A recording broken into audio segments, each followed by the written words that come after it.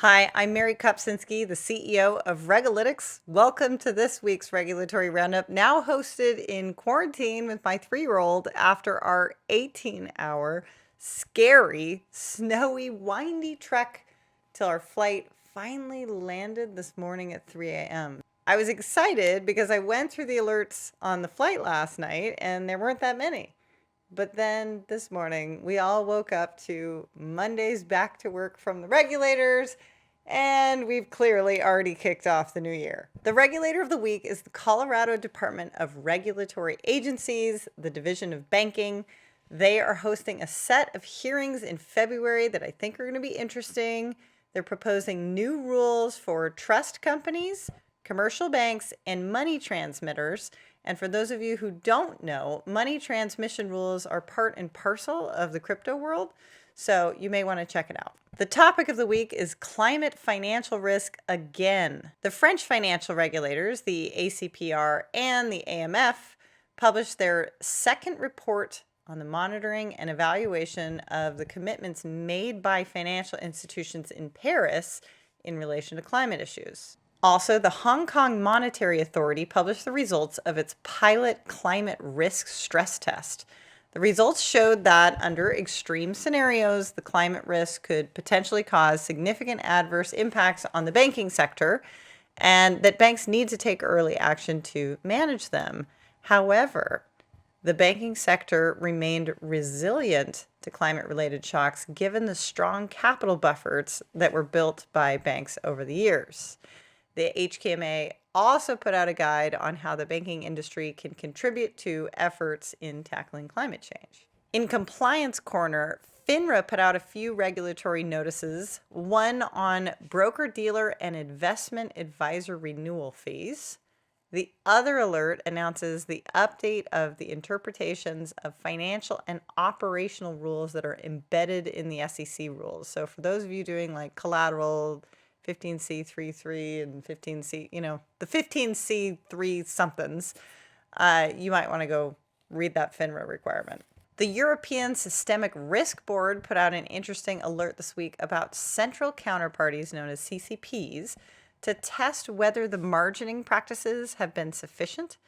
And for those of you unfamiliar, CCPs are like massive financial bodies trading back and forth with each other, and it's just huge volume. But part of the process is settling aside a little cash in case things don't go well, and we kind of call that margin. It's kind of like escrow. Anyway, it's a really normal part of the process to do a margin call, and when the transaction's kind of out of whack in one direction, you reach out to the other party to pony up more. Anyway, the study found that while margin requirements increased significantly around the onset of COVID-19, the margin breaches did not. So for you margin buffs out there, it's called empirical analysis of collateral at central counterparties, and it's worth a look to see if all this work we did for Dodd-Frank actually helped us through this pandemic. In our fine tracker this week, the SEC charged a New York City medallion company for a fraudulent scheme to boost stock price. For those of you who don't know what I mean when I say a medallion company, it's basically how taxis work out here. You buy a medallion, almost like a franchise business, and you could sell your medallion to another driver that maybe wanted to become a taxi driver. Anyway, with the onset of Uber and Lyft, it kind of took the value out of taxi medallions.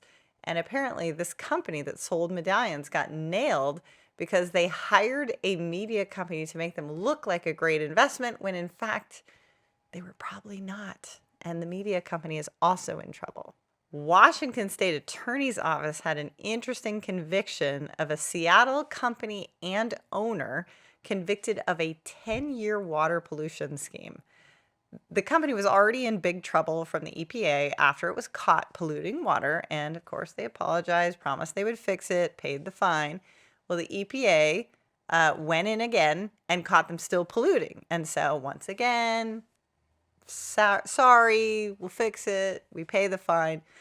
Well, the EPA had agents secretly monitoring the nearby water, and when they saw the levels rise, they immediately executed a warrant went in and found a portable pump near the pollutant, which was being used to pump it directly into a sewer system line that they had never even disclosed that that line was in the building. So suffice it to say, these people are most likely going to jail, but I thought it was sort of a juicy, like, could be a made for TV movie. Last but not least, the White House announced the new Biden Harris administration actions plan for a fairer, more competitive, and more resilient, get this, meat and poultry supply chain. My prediction is that we will be hearing a lot more about this topic in 2022. That's it for Regulalytics. We have the most comprehensive, coherent, and customizable regulatory alerts tool in the world.